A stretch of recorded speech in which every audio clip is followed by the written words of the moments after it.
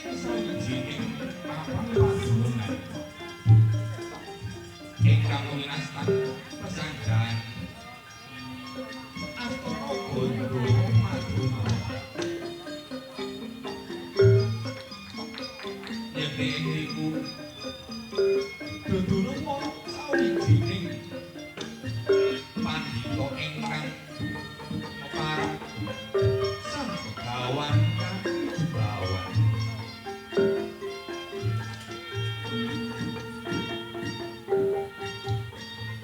Dasar sawijining pandhita ingkang mudhang anggentur lagu. Wiwit alit anggenira gandrung lawan kawruh. Nganti ana papasan pelajik tanpa sumiber lan suwi. Alus tangkon jinumpur kasar datang kenang diraya. Dasar marsuki Mahmud berbudi bawal sono ambon para merta ninggakaken prawarta sore lan demoito.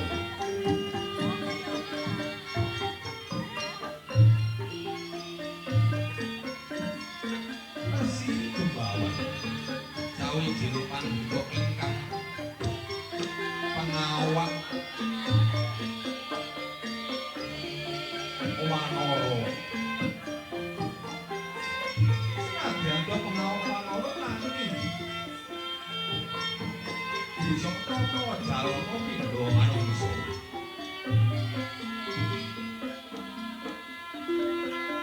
Piyambake ugi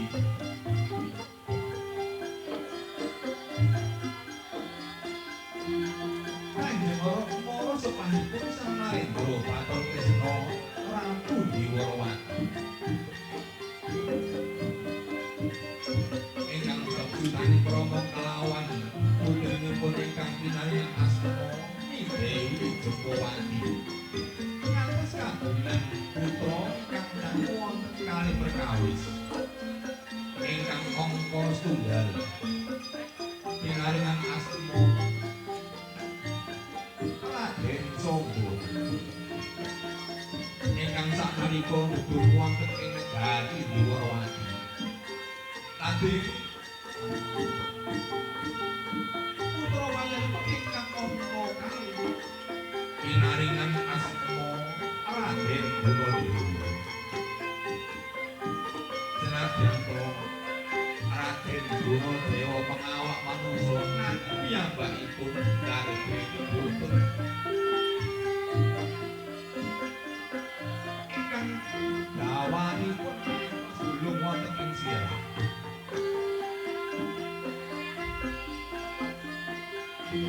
Putra wayah Baladewa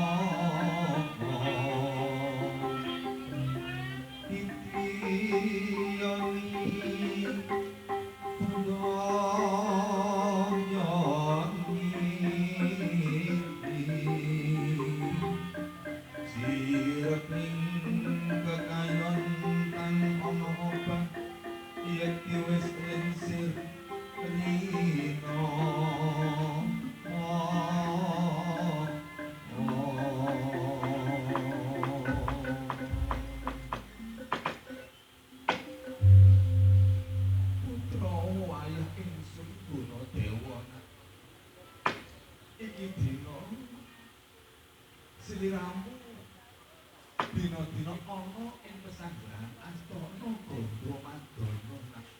Inggih. Mangestaken dawuh Kanjeng Eyang Resi Jembawan.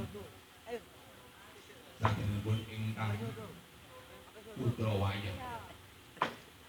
Badhe nampi bojang saking Kanjeng Eyang. Ingkang putra wayah ngaturaken sembah singkong pangabekti kula mugi wonten ngarsa dalem Kanjeng Eyang Resi Jembawan. Oh iya tak tempo kanthi gunaing pamungkit. Ora kudu pangestawan sing uga tampanono ya nak.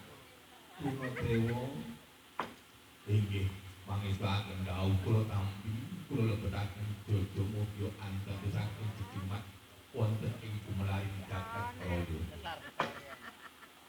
Putra wayang punggil Gunadewa. Dina-dina iki sliramu wis nampa diwejang saka Eyang iki. Ya dieling-eling ya dilakoni. Anggone nampa wijang uga nampa pitutulur saka Eyang iki. Minangka ngelmu ya minangka kawruh sing kudu den lakoni sakuwasane sakuwate ya nanging sing kudu den jumendrake ana ing gumelaring jagat raya iki sing luwih becik yaiku angka 1 kudu dadi satriya kang jujur tegese blaka suta. Nuwun sewu Kanjeng Eyang menapa ingkang dipun wastani blaka suta. Blaka suta iku ngomong apa anane tumindak wicara tumindak lan wicara iku kudu padha ya nak. Ora beda-beda ora ana owah ing sini. Asih angka kudu temen. Ana unek-unek wong temen bakal temen. Tegese temen anggone ngupadi gegayuhan. Supaya kinabulake dening Gusti kang akarya jagat. Sliramu kudu duweni niatan, kudu duweni ketekatan. Usahamu kudu ndadekake pengorbanan.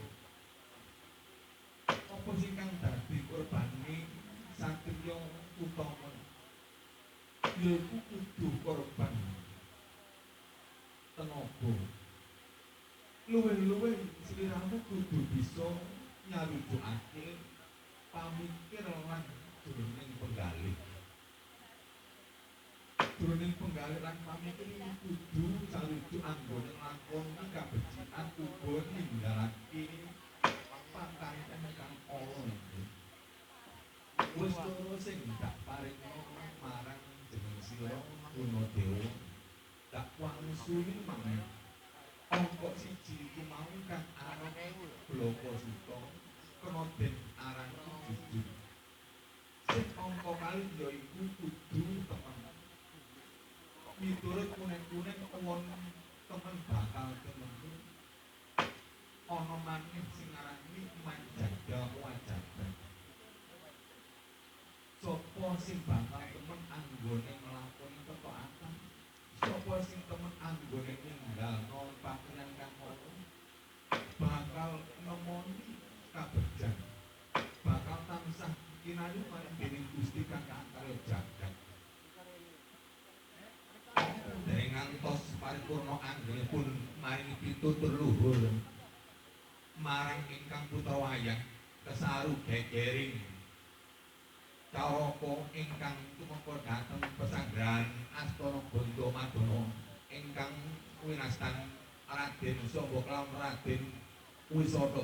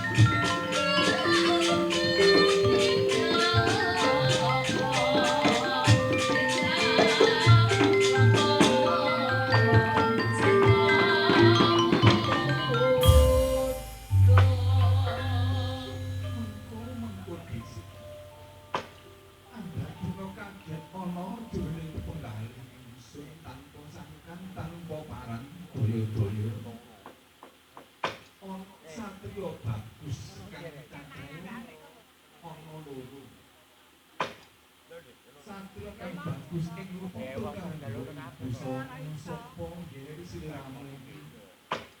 Nuwun sewu Kanjeng Eyang. Ingkang sapa tenarso dalem Kanjeng Eyang Jembawan. Menawi nggih putra wayah panjenengan mengko dhisik sliramu kunang-kunang putra wayah ingsun sapa sejatine sliramu iku nang. Kula sapa Kanjeng Eyang putranipun Kanjeng Rama Narendra Bathara Wisnu jagat Dewa Bathara putra wayah sapa putrane Narendra Bathara Wisnu ayo mulai Gunadewa nuwun sewu nggih Kakang Gunadewa ya meniki tanggapan nang Wabatan kula ngaturaken sembah pabekti kula Kanjeng Eyang Hyang Bathara kanthi gawane bali ora luwih tujuh pangastawan sepuga tampang ana ya sombong kok nggih mangestaken dawuh Kanjeng Eyang lasih mburi ku sapa ingkang wonten menika Kakang Wisata putranipun Kanjeng Prabu Baladewa kula ngaturaken sembah sungkem pangabekti dumateng Kanjeng Eyang Resi Jembawan iya tak tampa kanthi naik undang ora kudu pangestawan sepuga tampang ana ya Wisata inggih pangestaken dawuh Kanjeng Eyang Resi Jembawan sliramu iki ana siji mestine silaturahmi ya nak ya putra wayah ingsun oh inggih kula inggih silaturahmi Kanjeng Eyang Resi Jembawan inggih leres ingkang dipun aturaken si Adi Sombo kula lawan si Adi Sombo menika sami-sami silaturahmi aranging ndarbeni kegayuhan Kanjeng Eyang Resi Jembawan mengko dhisik nak ya sliramu iku ndarbeni dadi apa nuwun sewu saderengipun nggih Kanjeng Eyang kula menika den utus dening Kanjeng Rama Narendra Bathara Krisna supados nuduhake Kakang Wisata dhateng pesanggrahan Astana Gandhamadana piyambakipun badhe nglamar Dewi Nilawati putranipun panengahipun Pandhawa inggih Raden Arjuna arep nglamar apa ngajak ingsun boten Kanjeng Eyang boten maturi panjenengan nanging anggonipun nglamar Dewi Nilawati menapa kedang mbeta pitupon kedang mbeta sasaran ingkang arupi panyung Garuda Nglayang ngendikanipun Kanjeng Rama Narendra Bathara Krisna ingkang ndarbeni panyung Garuda Nglayang namung Garuda Sampati Kanjeng Eyang namung Garuda Sampati Kanjeng Rama menika inggih boten mangertosi wonten pundi papan padunanipun Garuda Sampati yo kaya mengkono nak dadi Wisata iku ndarbeni dadi arep ngamar nanging lamarane kudu nggawa payung Garuda Nglayang inggih mekaten Kanjeng Eyang inggih mekaten Kanjeng Eyang leres ingkang panjenengan aturaken mengkene ya nak yo sing duwe payung Garuda Nglayang iku bener apa kang den ngendikake dening Kanjeng Ramamu Narendra Bathara Krisna anakmu Garuda Sampati namung Garuda Sampati nanging papan padunungane payung Garuda Nglayang iku ana ing pertapane Resi Kesawa Sidi ana Gunung Kutarunggu lagi dina yen sliramu arep nyilih kanane payung Garuda Nglayang kudu ana idi palilane Garuda Sampati sing tansah nunggoni payung Garuda Nglayang kemawon iki dina wis aja suwe-suwe ndang siling matur kanthi becik tur trawaca apa kang den gayu dening Wisata monggo bakal den sili dening Garuda Sampati yaiku payung Garuda Nglayang kuwi nggih pangestaken dawuh dulur-dulur kula badhe bidhang wonten inggih menika Garuda Sampati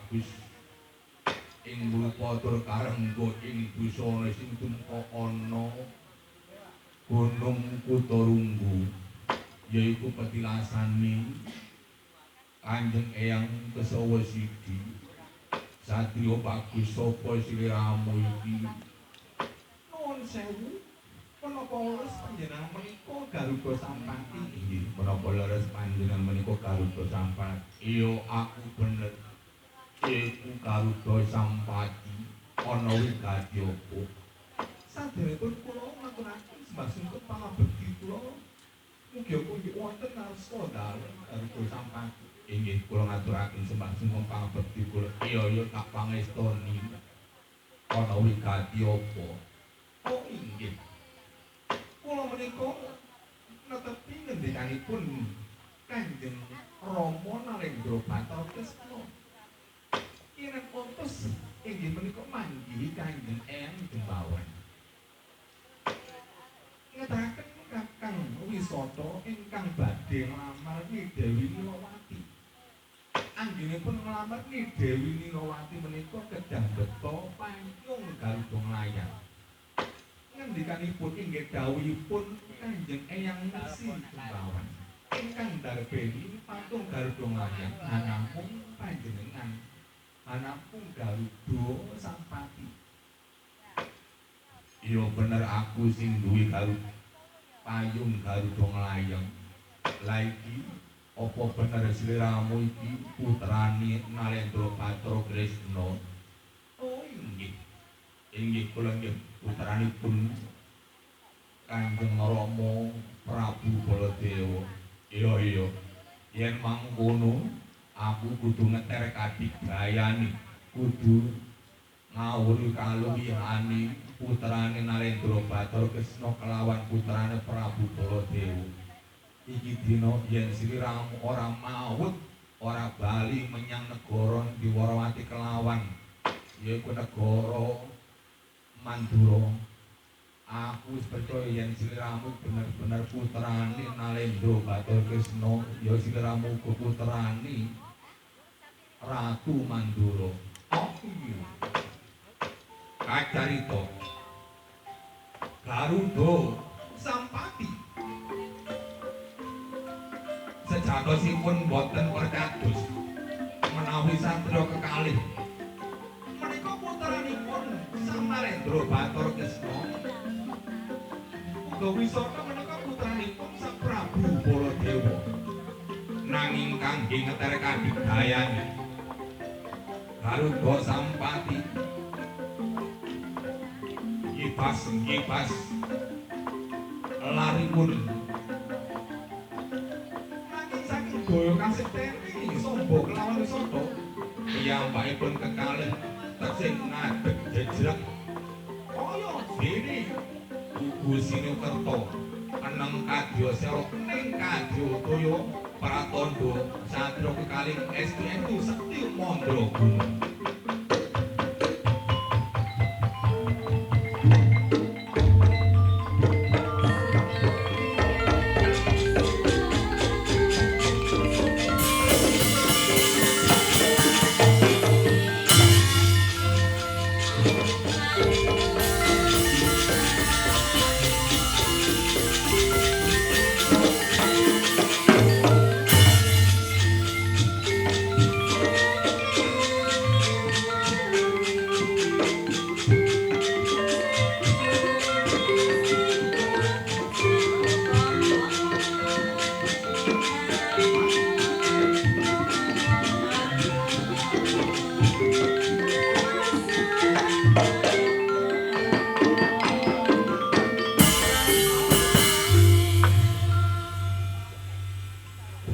mengko dhisik wis bener-bener percaya jeneng ingsun yen sliramu bener-bener putrane Narendra Bathara Kresna uga wisata bener-bener putrane Prabu Baladewa iki dina sliramu tak wene iki palilah anggone nyilih kananing payung Garuda nglayang iki dina payung Garuda nglayang gawanen menyang Kasadran Madukara minangka sasran uta pitukon nglamar kananing Dewi Nilawati. Oh inggih. Nuli diparilah inggih Garuda Sampati. Kakang Wisata ingkang badhe mendhet payung Garuda Nglayang mriku. Daya-daya badhe bidhal dhateng negari Diwalawati kangge ngaturi malih Kanjeng Rama Narendra Bathara Kresna kelawan Kanjeng Prabu Baladewa supados ngeteraken badhe nglamar Dewi Nilawati wonten ing negari Kasatriyan Madukara. Iya iki dina kawan payung Garuda Nglayang.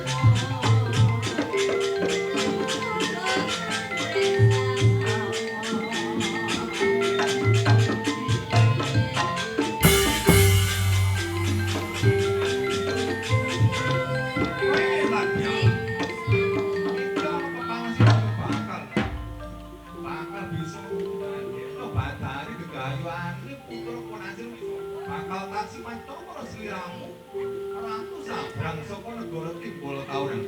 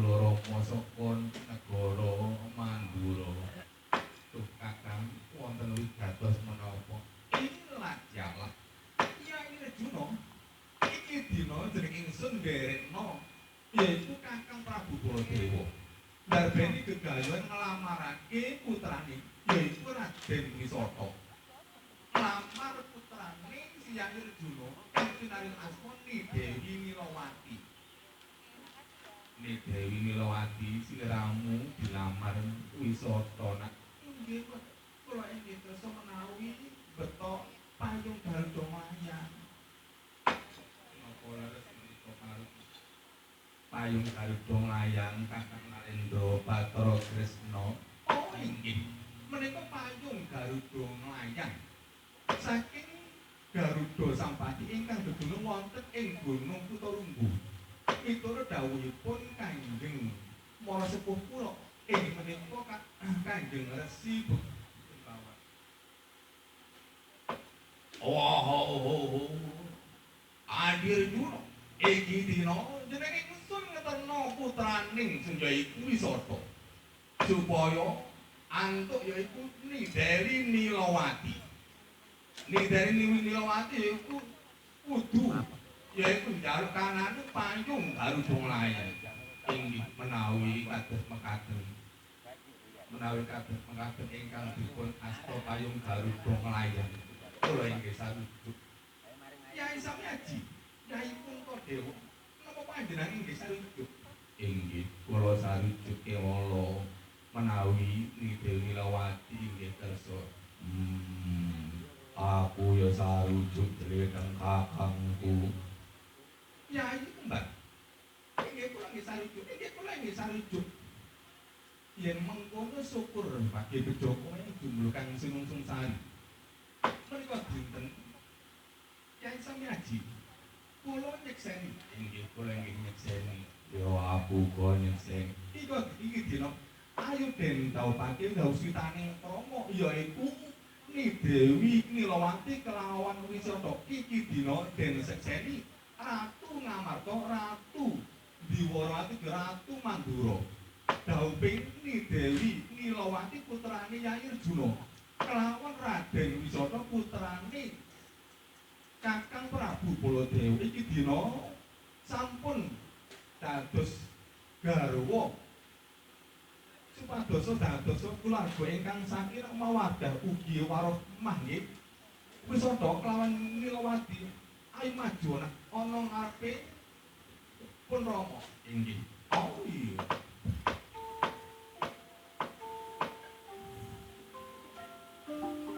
Raden Wisata piyambakipun sampun ngasta payung Garuda Nglayan ingkang dipun suwun minangka pitupon dening Dewi Nilawati. Pinanganten kekalih menika sami maju wonten ngarsanipun Sang Prabu Bathara Tresna kanthi mawa pitupon payung Garuda Nglayan. Ladene payung Garuda Nglayan menika minangka kinayongan saking Gusti ingkang akarya jagat saged dadi pepayung rumah tangga sakinah mawaddah ugi warahmah darbe rezeki ingkang kathah tur barokah saged enggal-enggal kagungan putra utawi putri soleh iku ugi solehah. Bismillahirrahmanirrahim. Allahumma sholli ala Muhammad wa ala ali Muhammad walhamdulillahi rabbil alamin. Rabbana zalamna anfusana wa illam taghfir lana wa tarhamna lanakunanna minal khasirin. Allahumma ighfir lana dzunubana wa liwalidayna warhamhuma kama rabbayana shighara. Allahumma ij'alna wa ahlana wa auladana min ahli al-'ilmi khair wa la taj'alna wa iyyahum min ahli syarri wa dhair. Allahumma sahhil umurana wa qasil maqasidana wa qabil hajatana min hawaijid dunya wal akhirah. Allahumma inna na'udzubika min jahdil bala wa darkis saqo wa su'il qada wa syamatatil a'da ba'da ghairi ni'mat. Rabbana atina fid dunya hasanah wa fil akhirati hasanah wa qina adzabannar. Wa sallallahu ala Muhammad wa ala ali Muhammad walhamdulillahi rabbil alamin. Sineksenan gender panter, sineksenan dinten pekenang. Ugi sineksenan ingkang maca pating dusun Kawur desa Gagung Rawa Tari Sidoarjo kanthi panutupe kayon andadosaken keluarganipun